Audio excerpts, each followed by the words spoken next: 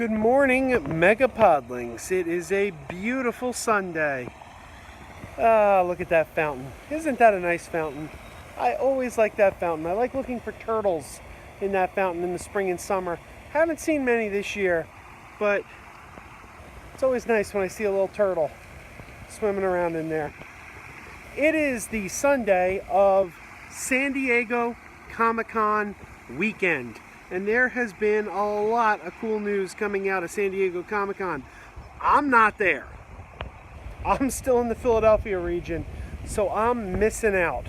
I kind of wish I was there, but I kind of also think maybe it's a little too crowded, and maybe it's better to be here watching it online on my computer, where I kind of have the best seat in the house. I get most of the news coming out of there, but I don't have to deal with lines and crowds and all that stuff. So maybe it's better. Thought I'd take the time to talk about some of the stuff that we've learned, some of the news, the exciting news that has come out of San Diego so far. And this is Sunday that I'm recording this. It is Sunday at about noon Eastern time. So San Diego Comic-Con still has a day to go. As today goes on, there's still going to be more news coming out of San Diego. So this is just the tip of the iceberg. We'll talk about some of the things that I thought were the coolest. Number one, we got a trailer for the second season of Star Trek Discovery, and it looks great. Anson Mount as Captain Christopher Pike.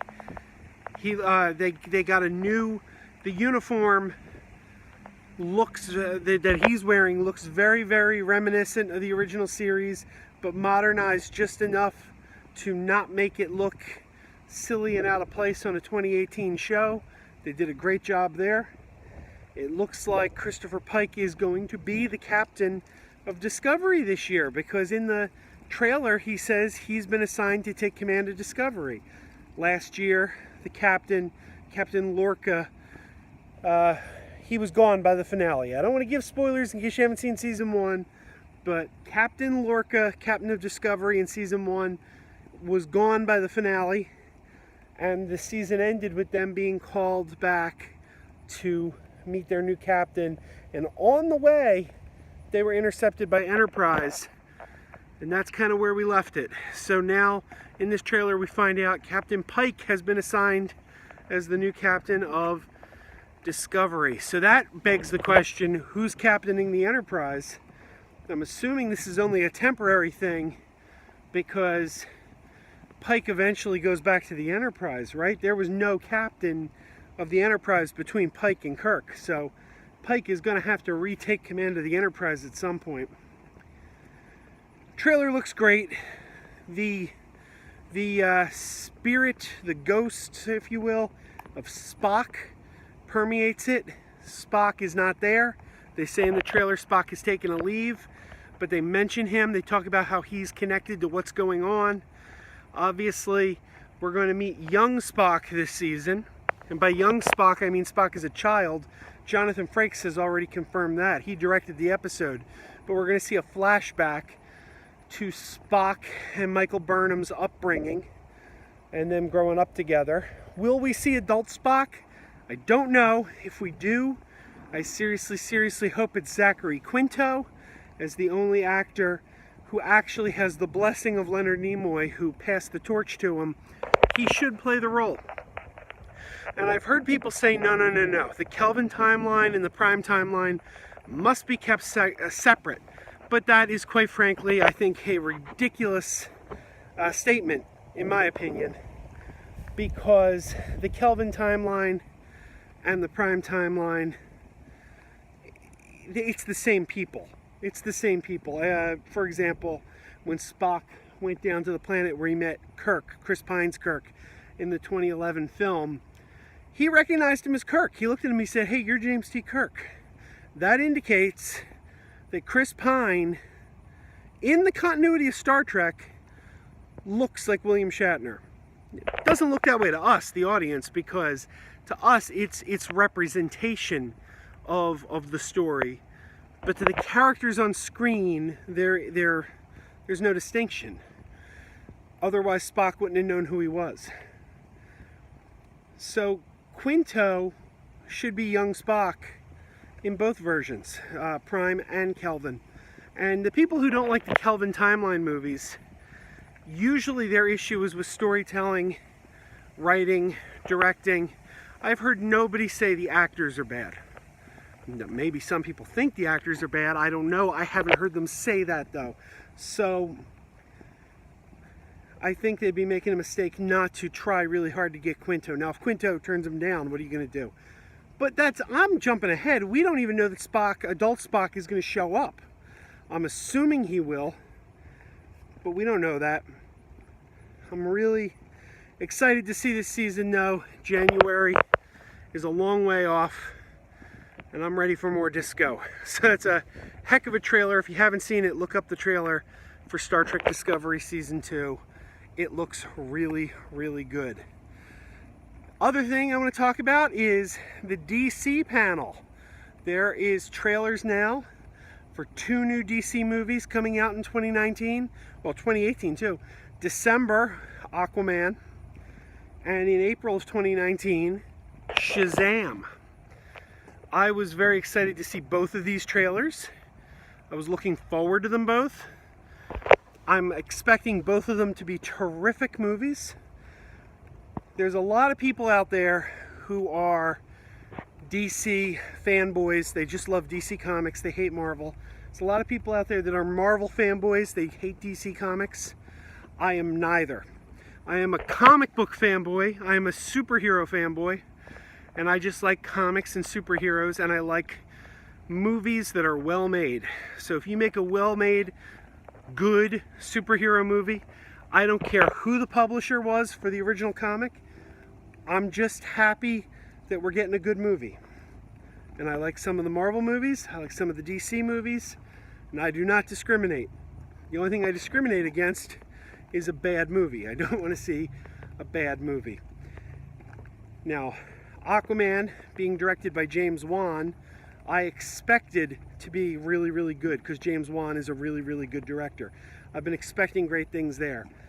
Shazam, from the moment they cast Zachary Levi, who was a guest on MegaPodTastic, I might add, from the second they cast Zachary Levi, I was excited. I'm like, oh my God, he is perfect to play the adult Captain Marvel or Shazam as they're calling him now.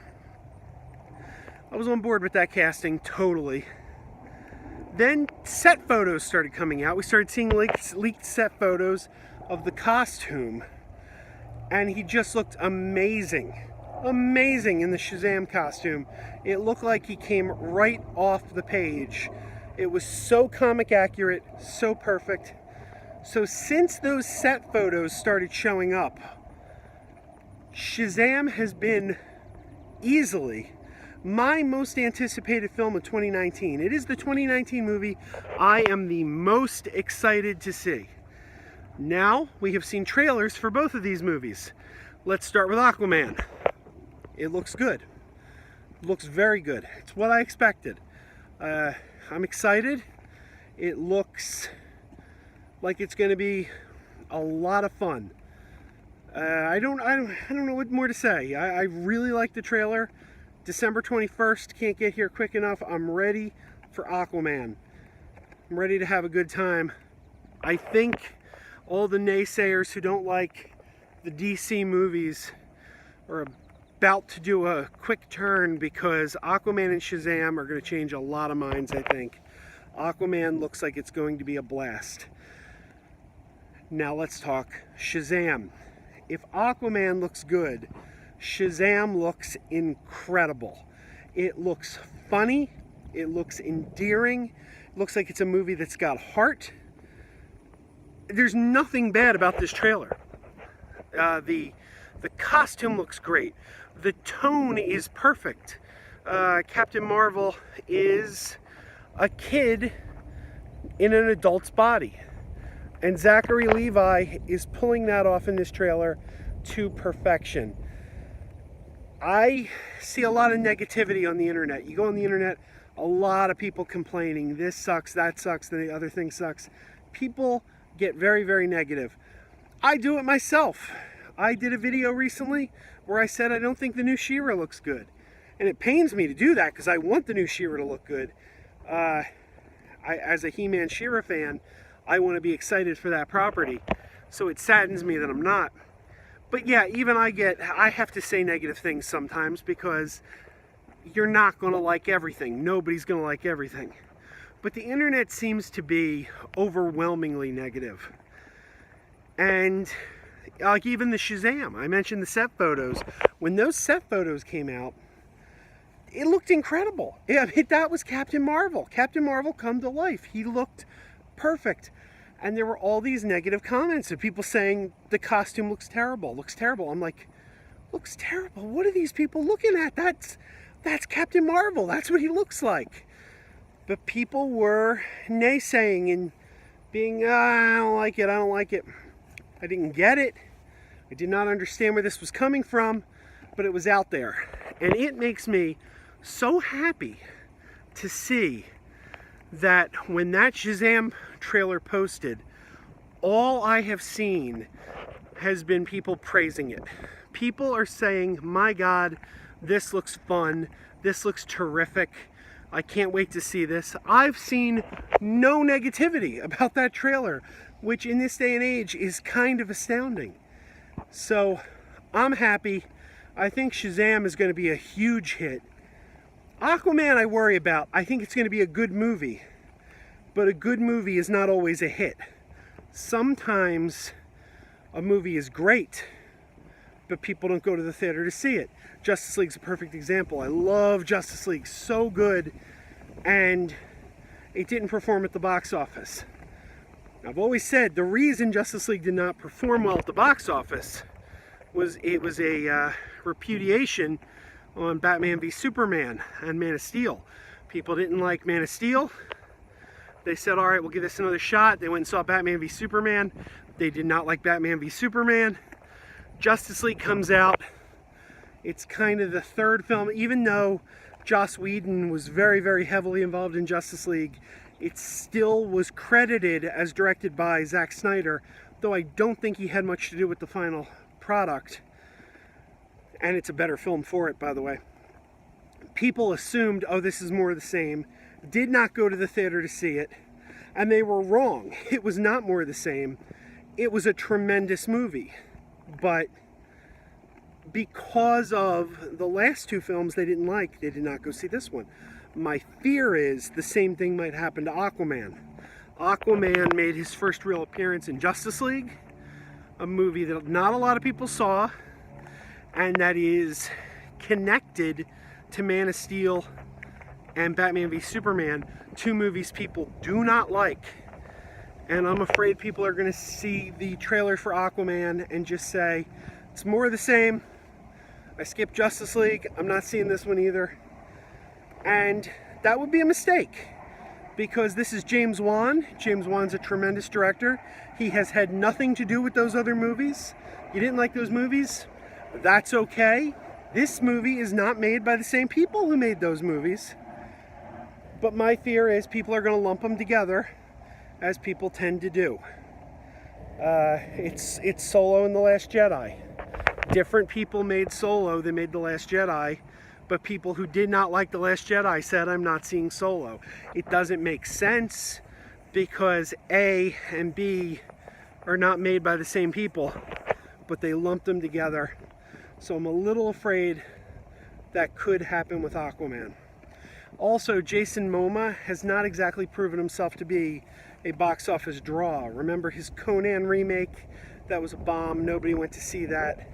So he's not exactly a box office name that people are like, Jason Momoa's in it? Sold. I hope it does well. It looks good. It looks like it deserves to be a huge hit. But just because it deserves to be a huge hit doesn't mean it will be. Shazam, on the other hand, I think that's going to blow people away. That's going to be huge. Absolutely huge. And the fact that it's opening in April, kind of a dead time when there's not a lot of movies out, it's just going to help it further. So what else has come out of San Diego Comic-Con? I guess those are the three big things for me. Shazam, Aquaman trailers, trailer for season 2 of Star Trek Discovery. We also heard that Star Wars The Clone Wars was surprisingly picked up for another season. Nobody saw that coming. That was really cool. I'm assuming that's going to be for the Disney streaming service that's coming. But has there been anything else? Is there anything? Godzilla trailer looks good. Glass trailer, final chapter of M. Night Shyamalan's trilogy that started with Unbreakable. That looks really good. I'm excited for Glass. Here's something that I'm not so crazy about. A lot of people I know are not so crazy about this. It was announced that Buffy the Vampire Slayer is going to come back in a reboot. Joss Whedon's going to executive produce, but it's going to be a reboot of Buffy the Vampire Slayer. Now, everybody I know is kind of unhappy about this. Everyone I've talked to, the general consensus is, hey, we're up for more Buffy. You want to do a new Buffy series, we're in. But it should be a continuation of the previous series with new characters. Because the series Buffy ended with more Slayers being activated. Buffy is now no longer the only Slayer on the planet. So you could easily do a show about one of the other Slayers. And everyone I know is saying, well, that's what this should be. Do a show about a different Slayer. And you can still bring on Sarah Michelle Gellar, David Boreanaz's guest appearances as Buffy and Angel. Build on the legacy and continuity of the old show. Don't throw it out the window and reboot altogether and say, this is the new Buffy Summers. That seems to be something that nobody wants. I don't want it. I haven't seen anyone say they think it's a good idea. I'm sure someone thinks it's a good idea, but I haven't heard it. And that seems to be the direction they're going in. So I'm kind of hoping that Joss Whedon and the woman who's going to be running the new show, whose name escapes me, it's Monica something Breen. I'm not familiar with her. But I hope they hear this passion from the fans saying, hey, we're on board for new Buffy, but we really want it to be a continuation, not a reboot. If they hear that, maybe it's early enough in production that they can give it a different title, like, I don't know, Brenda the Vampire Slayer, something like that. I just went for a B name because Buffy, Brenda, doesn't have to be Brenda. I don't know. So that's my hope. We'll see. And yeah, I guess that's it. We'll see what comes out of Comic-Con today. Is there anything that was announced at Comic-Con this weekend that you were particularly excited about? If so, right below. I want to hear what other people are jazzed up about. So keep on wearing those pajamas.